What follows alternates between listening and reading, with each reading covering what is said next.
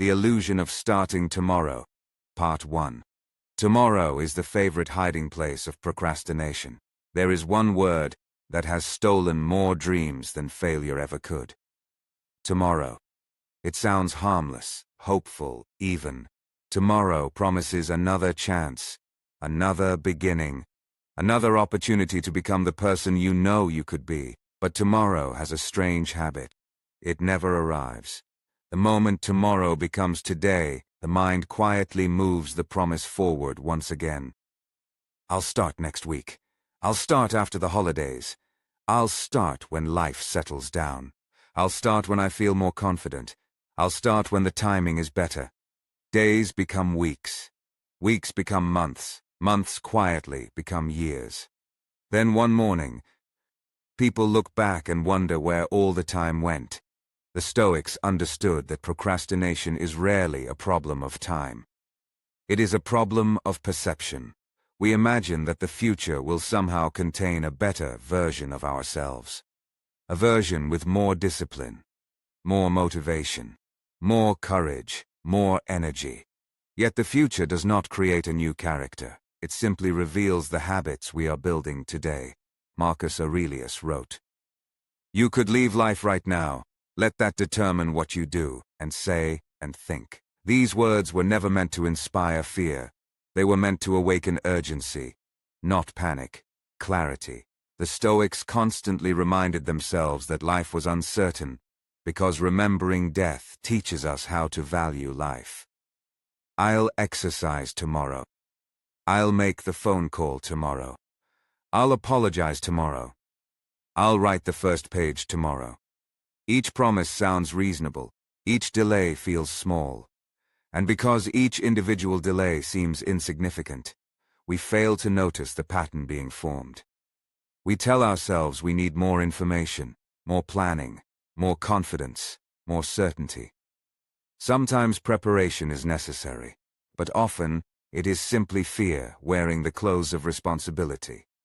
The Stoic philosopher Epictetus warned, "How long are you going to wait before you demand the best for yourself?" That question remains as powerful today as it was 2,000 years ago.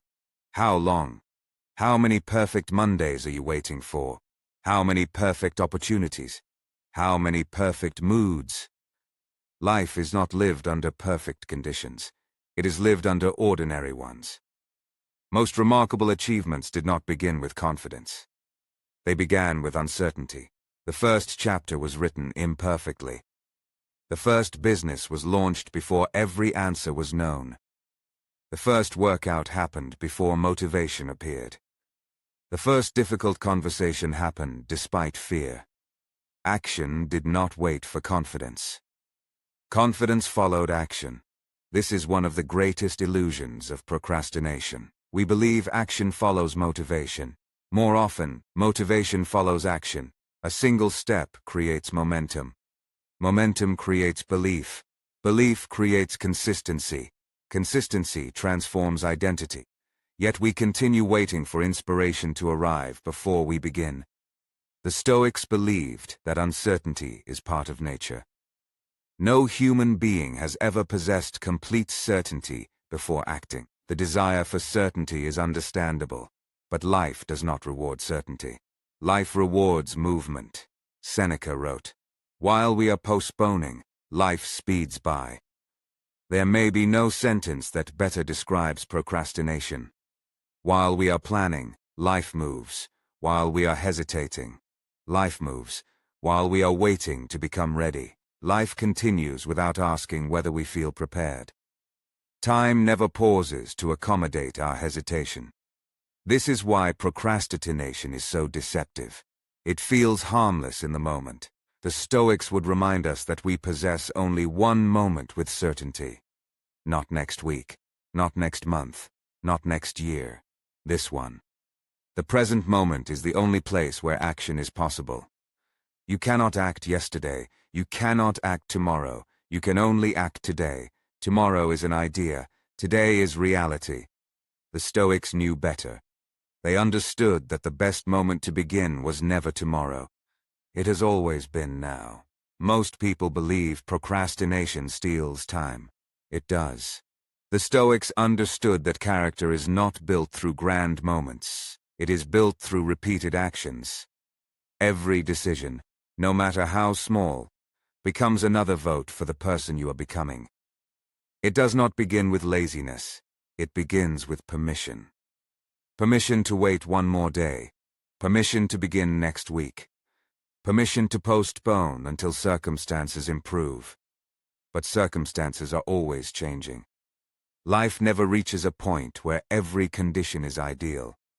There will always be another responsibility, another distraction, another unexpected problem, another reason to delay. If you build your life around perfect conditions, you will spend your life waiting for conditions that never arrive. Marcus Aurelius understood this deeply. He wrote, "At dawn, when you have trouble getting out of bed, tell yourself, 'I have to go to work.'" As a human being, he was not speaking only about employment. He was speaking about duty, about purpose, about living according to your nature, instead of according to your comfort. The modern mind often asks, "What do I feel like doing today?" The Stoic asks, "What is the right thing to do today?" Those are very different questions. Feelings change. Purpose remains. One of the greatest misunderstandings about successful people is that they possess extraordinary motivation. Often, they do not. They simply learned not to negotiate with themselves every morning. They removed the daily debate. The decision had already been made. They act because it is time to act, not because they feel inspired. Imagine an archer. If every arrow required complete confidence before being released, very few arrows would ever leave the bow. Skill is not created by waiting for certainty. It is created by repeated practice. The same is true of life. You become a writer by writing. You become healthier by training. You become wiser by practicing wisdom, not by planning it indefinitely. Epictetus offered a challenge that remains timeless. First say to yourself what you would be, and then do what you have to do. Notice what he did not say. He did not say, "Think about it forever." He did not say, "Wait until you feel completely prepared." He did not say, "Begin after your fear disappears." He said, "To decide, then act." The distance between knowing and doing is where most dreams disappear. Many people already know what they should do. They know they should exercise. They know they should save money. They know they should forgive. They know they should begin the project they have imagined for years. Knowledge is rarely the missing ingredient. Action is. The Stoics never believed philosophy existed to decorate the mind. It existed to transform behavior. A principle that is never practiced is only an interesting idea. Wisdom becomes wisdom only when it enters your actions. There is another hidden cost of procrastination. It quietly weakens self-trust. Think about every promise you have made to yourself. "I'll start Monday. I'll wake up earlier. I'll finally commit. I'll stop making excuses." Each broken promise sends a message, not to other people, to yourself. Slowly the mind begins to expect disappointment. You stop believing your own commitments. This is why confidence fades. Confidence is not built through positive thinking. It is built by keeping promises to yourself. Every completed task tells your mind, "I can trust myself." Every unnecessary delay whispers, "Maybe not." This is why small actions matter so much. Making your bed, taking a walk, reading one page, writing one paragraph, making one difficult phone call. These acts seem ordinary, but they create evidence. Evidence that your words and your actions belong together. That is the foundation of confidence. Seneca wrote, "It is not that we have a short time to live, but that we waste much of it." The Stoic cure. Begin before you feel ready. If procrastination is built one delay at a time, then freedom is built one action at a time. There is no dramatic moment when hesitation suddenly disappears. No morning when fear announces that it has finally left. no magical day when confidence arrives before action. The Stoics never waited for that day. They understood that waiting is often the very thing that keeps confidence away. The cure for procrastination is not greater motivation. It is smaller beginnings. The first step rarely looks impressive. It may be writing one sentence, reading one page, walking for 10 minutes, making one phone call, speaking one honest truth. These actions seem almost insignificant, yet they possess extraordinary power, because they break the spell of later. The moment you begin, something changes. The task that seemed overwhelming becomes real. The mountain becomes a path. The fear that lived comfortably in imagination must now face reality. And reality is often kinder than imagination.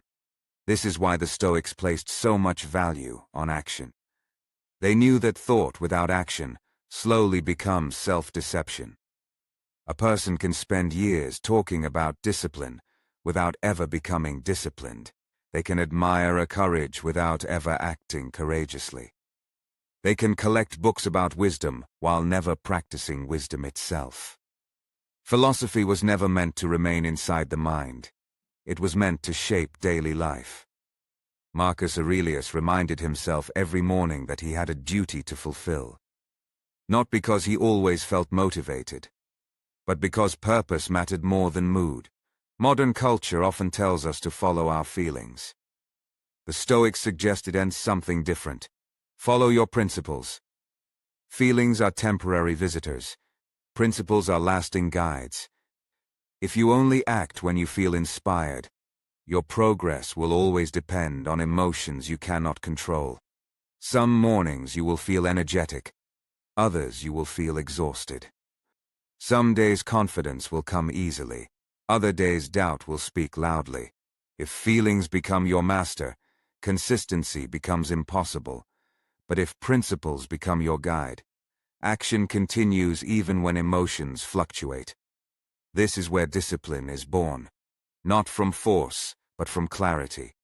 You know why you are acting, and that reason becomes stronger than temporary discomfort. Epictetus said, "No great thing is created suddenly." Those words contain a profound truth. We often overestimate what can be accomplished in one day, and underestimate what can be accomplished in 1 year of steady effort. The mind craves dramatic transformation. Life rewards its consistency. A river does not carve through stone because of one powerful wave. It does so because it never stops flowing. Character is built the same way. One decision, one habit, one repeated action at a time. Many people spend years searching for the perfect method, the perfect morning routine, the perfect productivity system, the perfect strategy.